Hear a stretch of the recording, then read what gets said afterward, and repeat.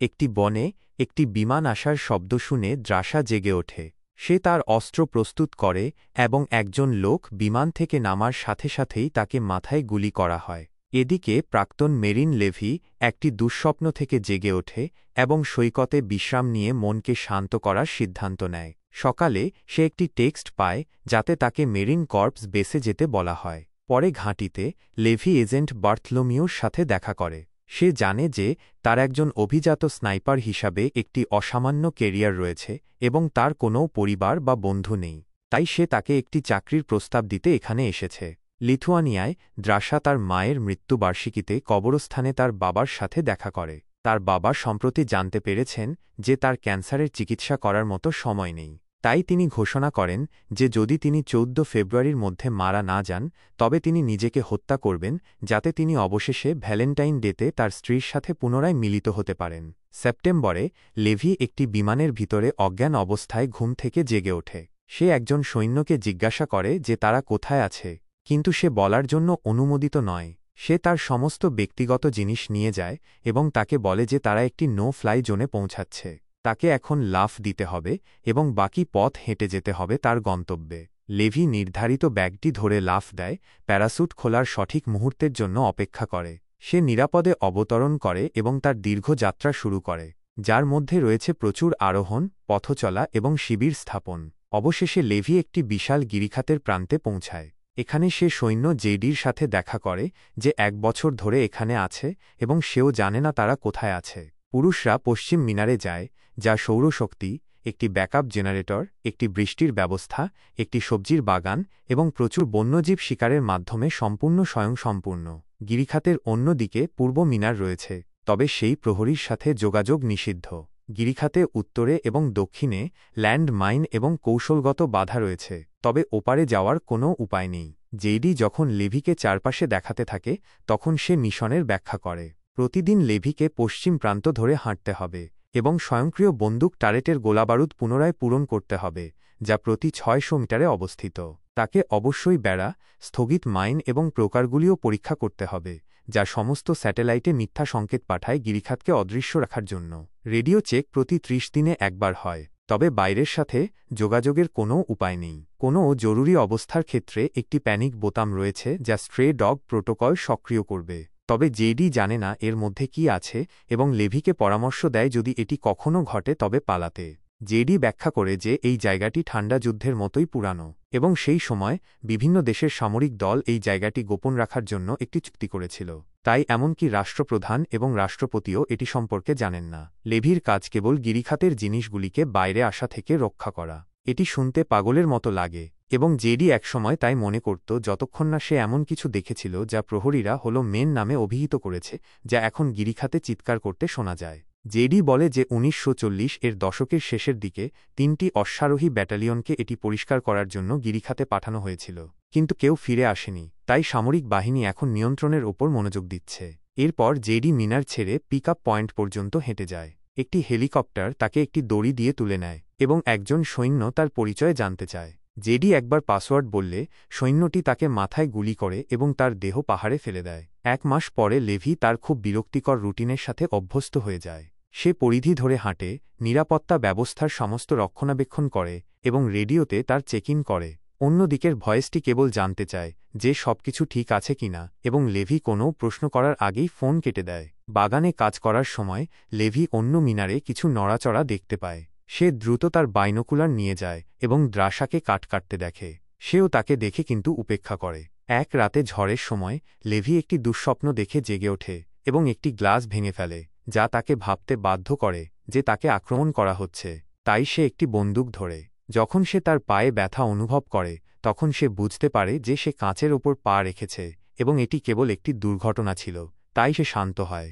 তার পা পরিষ্কার করার সময় সে দেখে যে দ্রাসা এখনও জেগে আছে এবং তাকে দেখছে, তবে সে যখন তাকে তার দিকে তাকাতে দেখে তখন সে ঘুমাতে যায়। আরও 1 মাস কেটে যায় এবং দ্রাসাকে একা তার জন্মদিন উদযাপন করতে হয়। একঘেয়েমি থেকে ক্লান্ত হয়ে সে লেভির দৃষ্টি আকর্ষণ করার জন্য একটি বন্দুক চালায় এবং তার নাম জানতে চেয়ে একটি সাইন ধরে।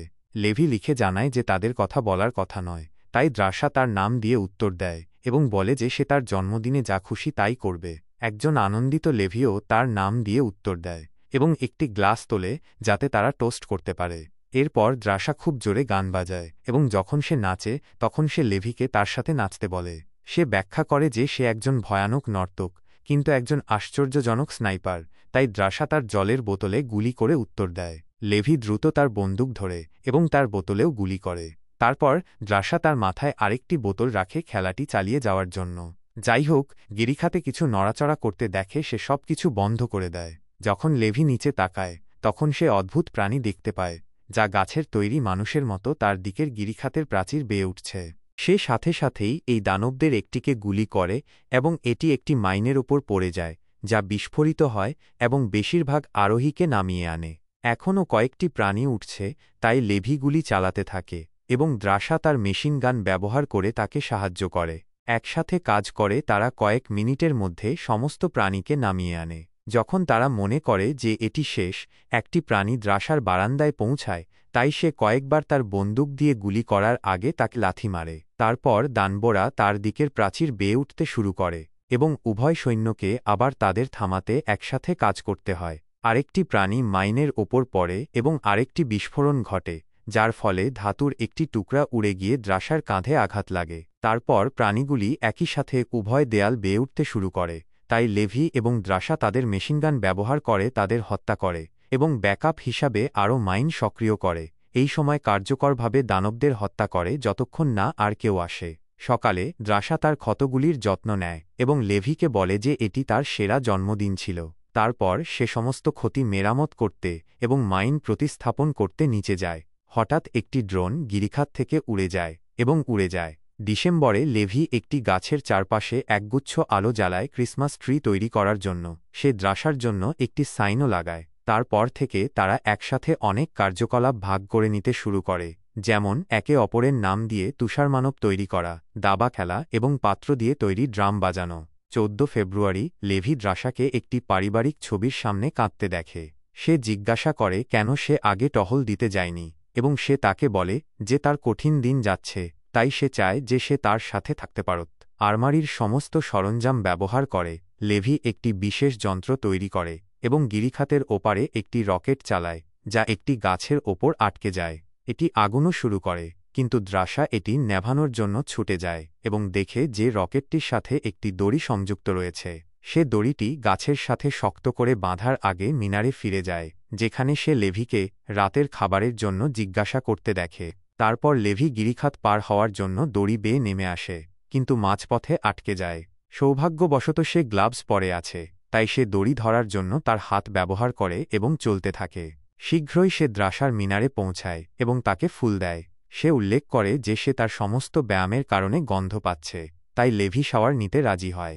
যখন সে ধুচ্ছিল, দ্রাসা তার ইউনিফর্ম নেয় এবং আগের বাসিন্দার কিছু সুন্দর পোশাক রেখে যায়। রাতের খাবারের সময় তারা মার্সেনারি হিসেবে তাদের অভিজ্ঞতা এবং এই ধরনের কাজ তাদের মনের ওপর কী প্রভাব ফেলে তা নিয়ে আলোচনা করে।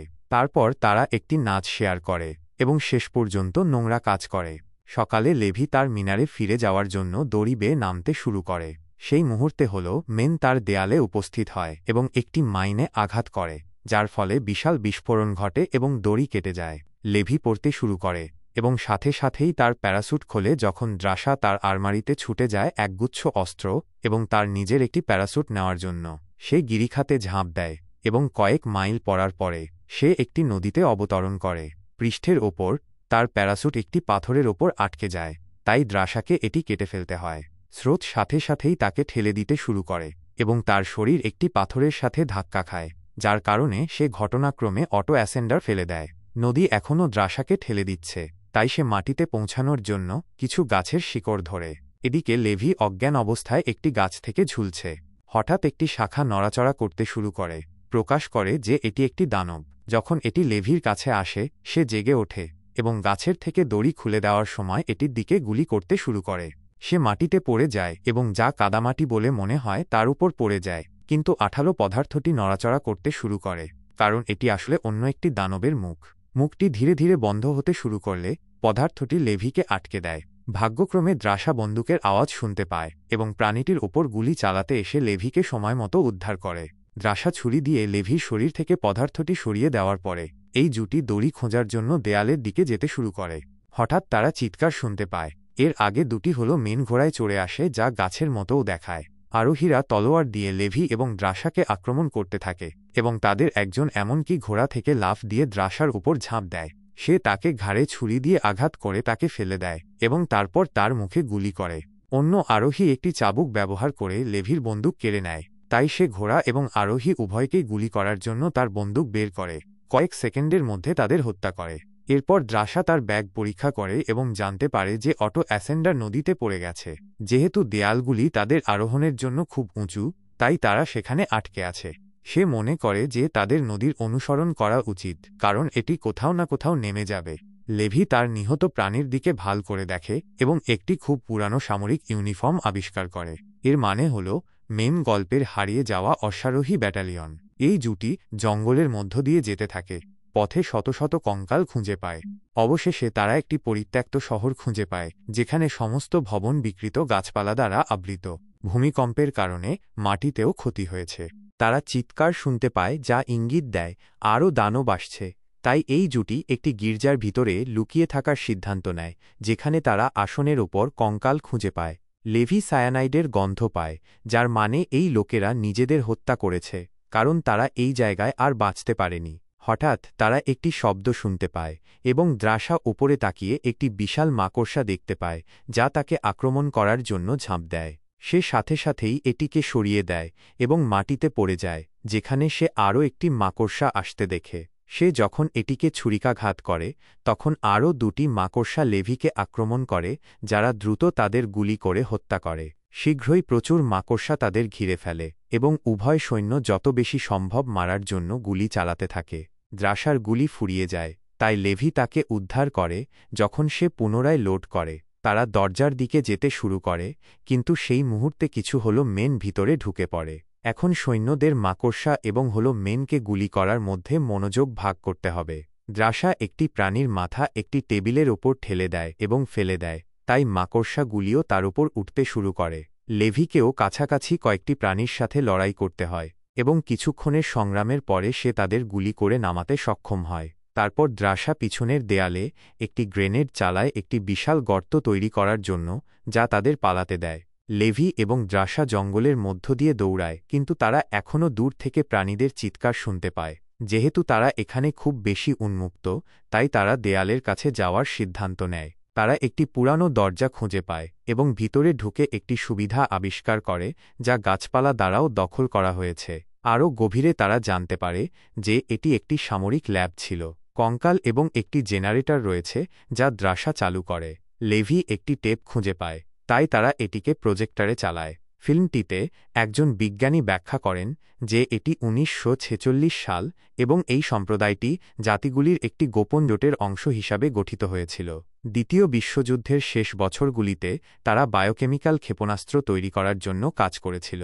তবে এই ফিল্মটির রেকর্ডিংয়ের 6 দিন আগে এলাকায় একটি ভূমিকম্প আঘাত হানে এবং রাসায়নিক লিকেজ হয়। বিজ্ঞানীরা টক্সিন ধারণ করার জন্য 24 ঘণ্টা কাজ করতে শুরু করেন, যা শীঘ্রই স্থানীয় উদ্ভিদ এবং প্রাণীর ডিএনএর সাথে মিশে যায় এবং তাদের পরিবর্তিত করে। কয়েক ঘণ্টার জন্য টক্সিনের সংস্পর্শে এলে কিছুই হয় না। তবে তারা যত বেশি কাজ করেছে, বিজ্ঞানীরা তত বেশি উন্মুক্ত হয়েছেন এবং এটি ধীরে ধীরে তাদেরও প্রভাবিত করছিল। যেমন পর্দার মহিলা তার পেটের শাখাগুলি দেখিয়ে প্রমাণ করেছেন। ভাগ্যক্রমে যেহেতু বেসটি গিরিখাতে ছিল, তাই টক্সিন মানবতার বাকি অংশে পৌঁছায়নি। অন্য একটি ঘরে লেভি এবং দ্রাসা 2000-এর দশকের শেষের দিকের একটি কম্পিউটার খুঁজে পায়, যার মানে প্রাথমিক ঘটনার পরে লোকেরা পরীক্ষাটি চালিয়ে যাওয়ার জন্য আসতে থাকে। লেভি কম্পিউটারটি চালু করে এবং জানতে পারে যে এই জায়গাটি ডার্কলেক নামক একটি ব্যক্তিগত আধাসামরিক কর্পোরেশনের। তারা সেদিন যে ড্রোনটি দেখেছিল, সেটি ডার্কলেকের পরীক্ষার জন্য নমুনা সংগ্রহ করছিল, যা সুপার সোলজার তৈরি করার চেষ্টা করছে।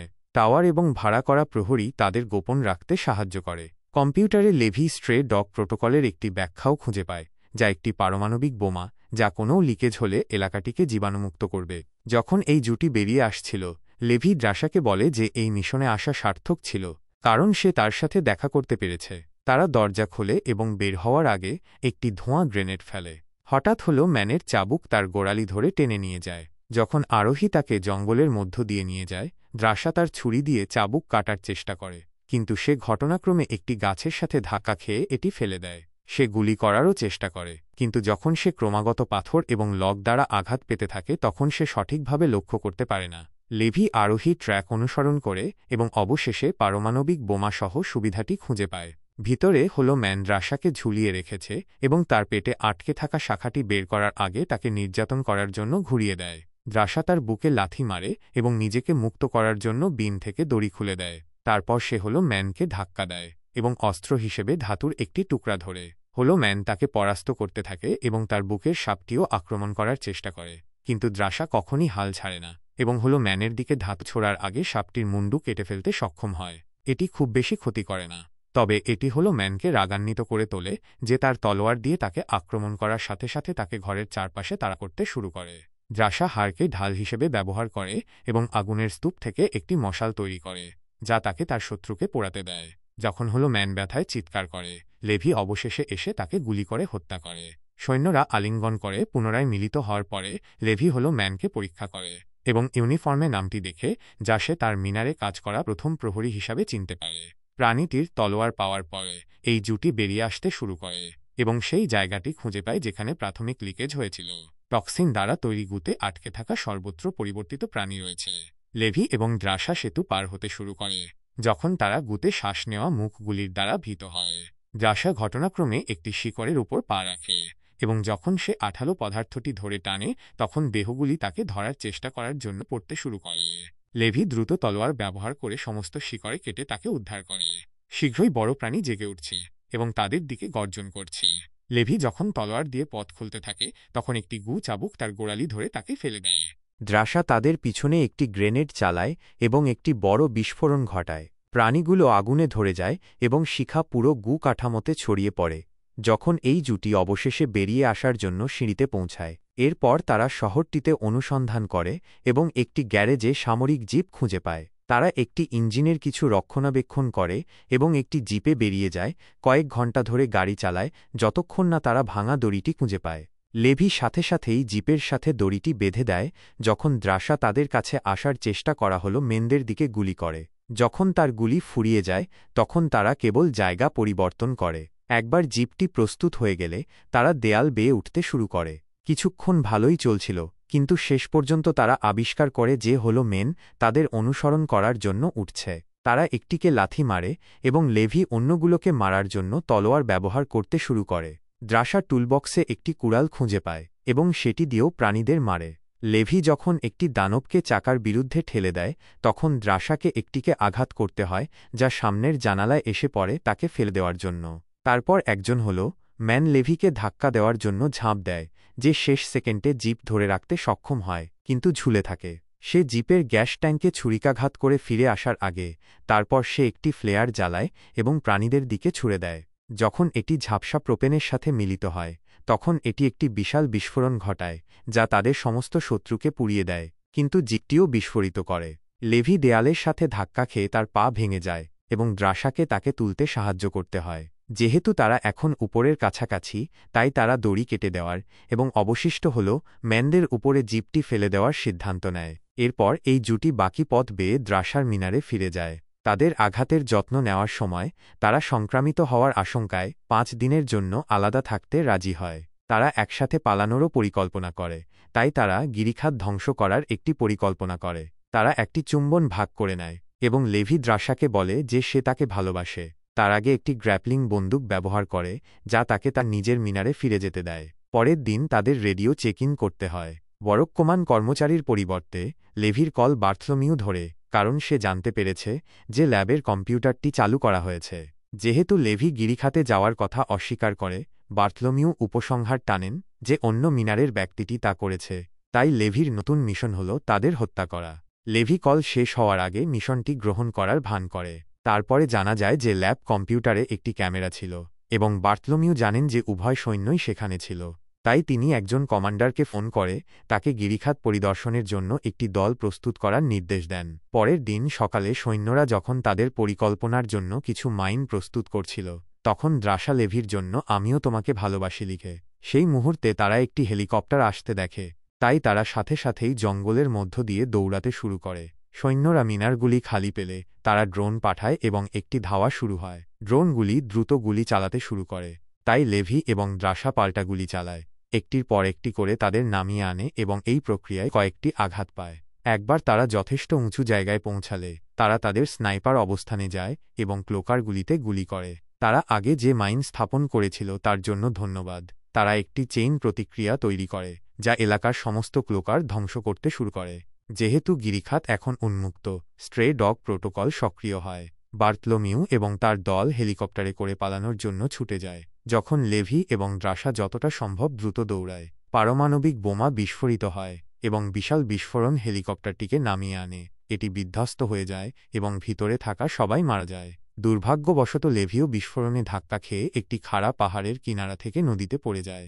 দ্রাসা পালাতে সক্ষম হয় এবং লেভির জন্য অপেক্ষা করার জন্য একটি গুহায় লুকিয়ে থাকে। 1 মাস তার প্রেমিকের কোনো খবর না পেয়ে দ্রাসা একা চলে যাওয়ার সিদ্ধান্ত নেয়। কিছু সময় পরে ফ্রান্সে দ্রাসা একজন ওয়েট্রেস হিসেবে কাজ করছে। একদিন সে লেভিকে একটি টেবিলে বসে থাকতে দেখে হতবাক হয়ে যায়। সে ব্যাখ্যা করে যে তার আঘাত থেকে সেরে উঠতে তার কিছুটা সময় লেগেছে।